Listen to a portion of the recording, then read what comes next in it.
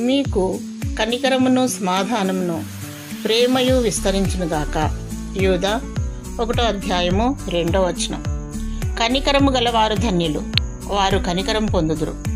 ఇతరుల పట్ల కనికరము చూపాలి, నశించిన వారిని రక్షించాలి. దేవుడు నీ పట్ల జాలి, కనికరము, కృప చూపుతున్నాడు. నీవు ఆత్మీయ విషయములలో తప్పిపోవచ్చున్నప్పుడల్లా నిన్ను ఆత్మీయంగా బ్రతికించాలని ఓపికతో క్షమించి కనికరిస్తున్నాడు.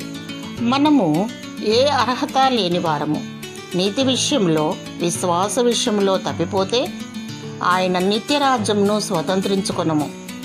సమాధానపరచువారు ధన్యులు, దేవుని సమాధానం పొందుకొని అనేకులను సమాధానపరచాలి. సమాధానాధిపతి ప్రభువైన యేసుక్రీస్తే. ఆయన హృదయం నుండే నీకు సమాధానం లభిస్తుంది. నేటి దినాల్లో ప్రేమ కరువైంది. బైబిల్లో అన్నిటికంటే శ్రేష్టమైనది ప్రేమ. నీకోసం, నా కోసం ప్రభువైన యేసుక్రీస్తు సిలువలో తన రక్తమును చిందించి చనిపోయి మృత్యుంజయుడై లేచాడు. నిన్ను రక్షించుటకు ప్రేమతో త్యాగం చేశాడు. ప్రేమను ధరించుకోవాలి.